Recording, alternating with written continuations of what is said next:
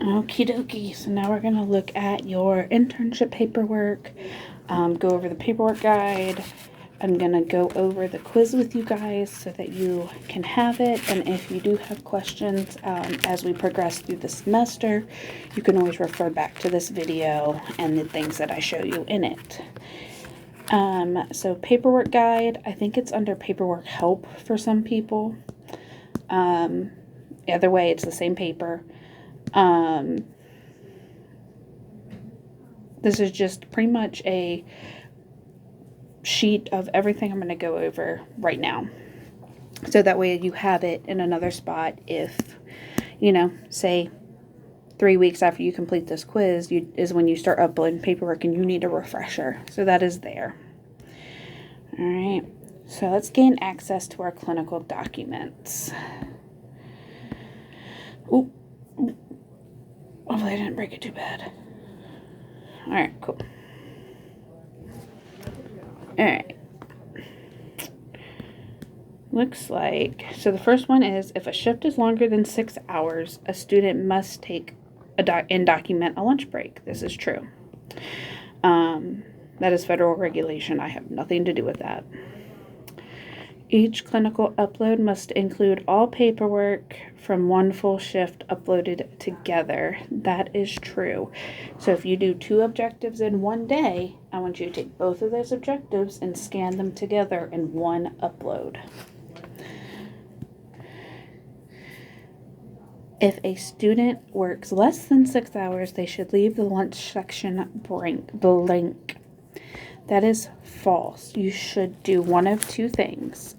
In your break in and break out, you should either put a dash to indicate that you did not take one, or, circle with a line through it. Something to indicate to me that you did not take a break because it was less than 6 hours. Okay. True or false, uploading the front page of an objective is acceptable as long as the objective is met. That is false. I need both sides because the front side shows the important objective parts and your date and time, and the back page shows me your preceptor's signature and how you met the objectives. So I need both. I will send it back to you if you don't have it all. Outcomes and objectives mean the same thing in this course. That is true. I use those words interchangeably. They are the same. Which shift requires a lunch break? That would be a 6.5 hour shift. Anything 6 hours or under does not need a lunch break. A student works 7.5 hours. How should the lunch be documented? You're going to enter the times. So you're going to have, let's say you have a time in of 7 a.m. You're going to have a lunch, say you went to lunch at 1, and you're going to have a lunch at 1:30, and you're going to leave lunch at 1:30, and then you are going to work until 7:30 p.m. for your whole 12-hour shift. Okay. A student works 5 hours. How should the lunch be documented? Using a dash or the circles with a line through it. Some form to indicate to me that no lunch was taken. Okay. Which is required for a successful upload? Select all that apply.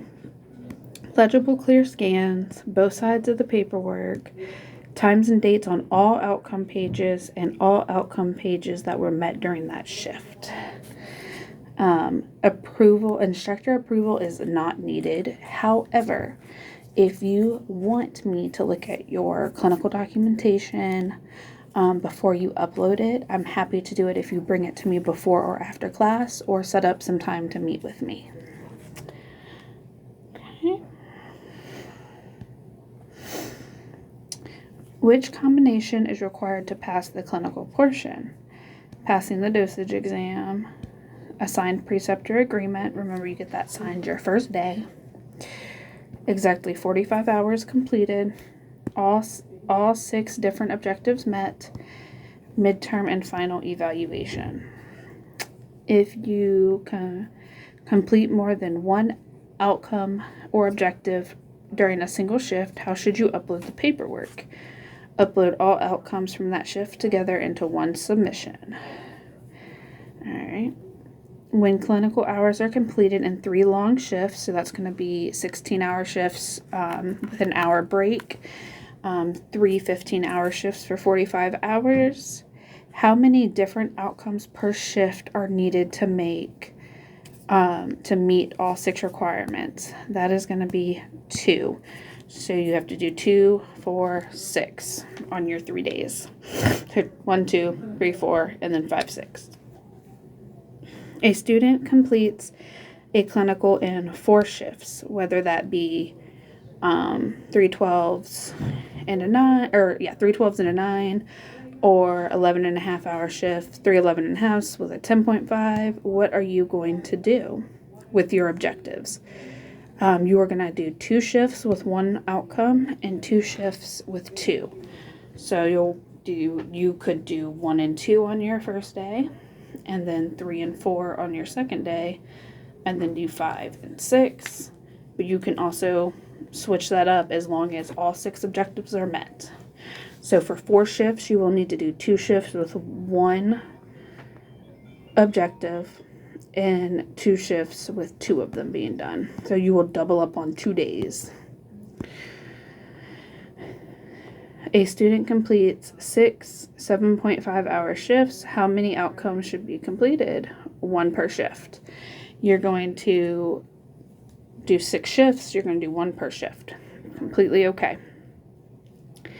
A student completes 7 or more shifts. Which approach is correct? Randomly assign outcomes. No.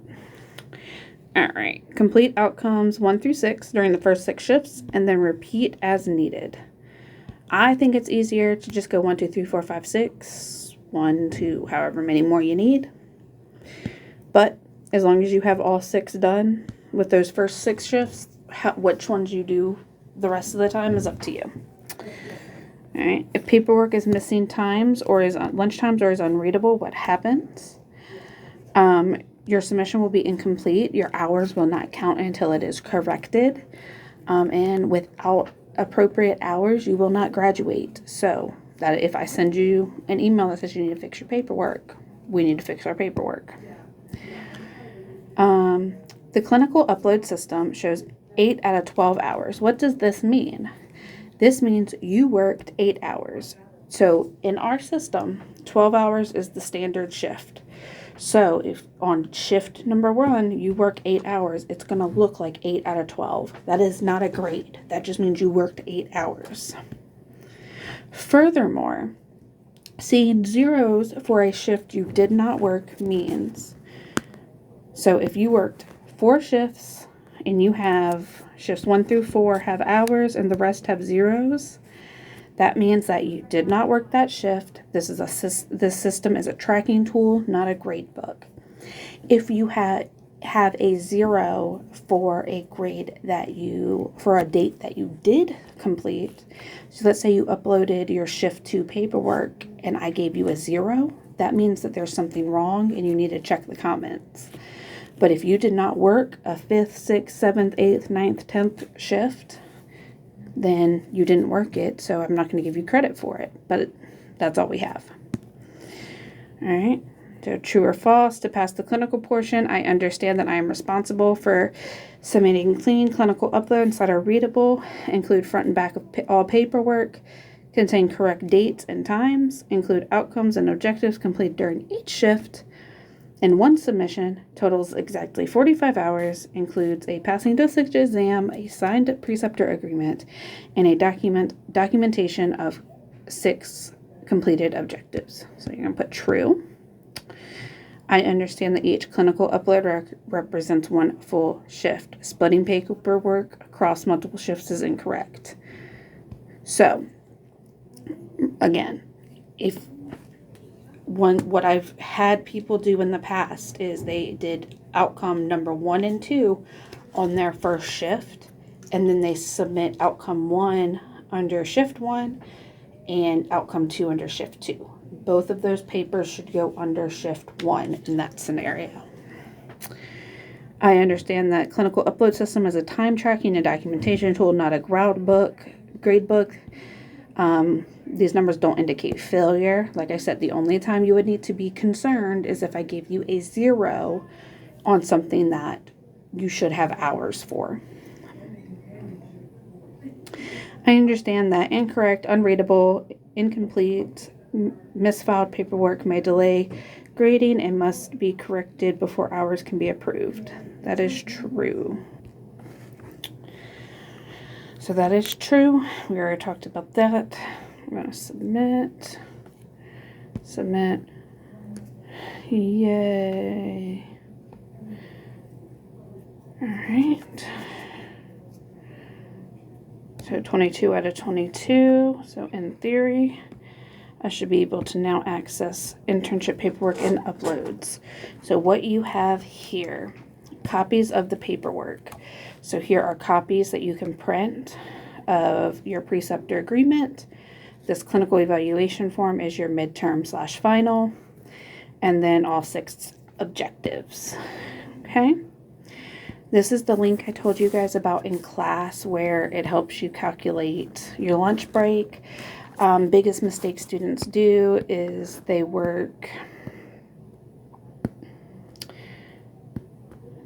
they're attempting to do a 12-hour shift and they work 7 to 7.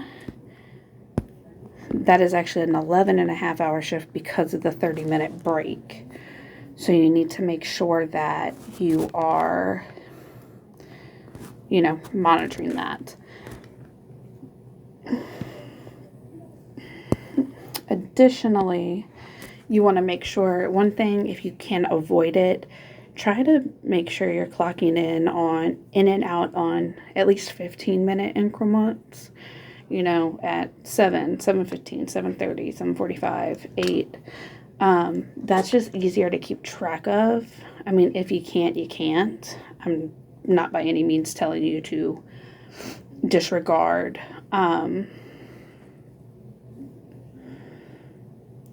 that, falsify time or anything. But if you can, that usually makes it easier. Right here, that's something you should all be able to do. You can upload your passing dosage calculation, just the same one you uploaded for all your other clinical courses. After your first day of preceptorships, you are going to take that preceptor agreement form to your preceptor, and the next time you see me, I will sign it, and once it has my signature on it, you will upload it right here to preceptor agreement form. Okay. Again, midterm and final. This is one document, one upload. So what I like to do is wait till you've done your complete internship, and I fill out your midterm and final at the same time and just let you do one upload then. Okay. So then you'll see shift paperwork 1 through 9. The majority of you guys will not use 1 through 9. Most of y'all are going to use 1 through 3 or 1 through 5. I'm sorry, 1 through 4 and 1 through 5. However, if you're working shorter shifts, something happens, an emergency cuts out, and you need more shifts, that's why they're open. And again, remember, you just upload the paperwork from that shift. And if you did not work a shift 5, 6, 7, 8, 9, you're probably going to have a 0 in there eventually, and that is okay. Now, that should be it for those. You can let me know if you have any questions.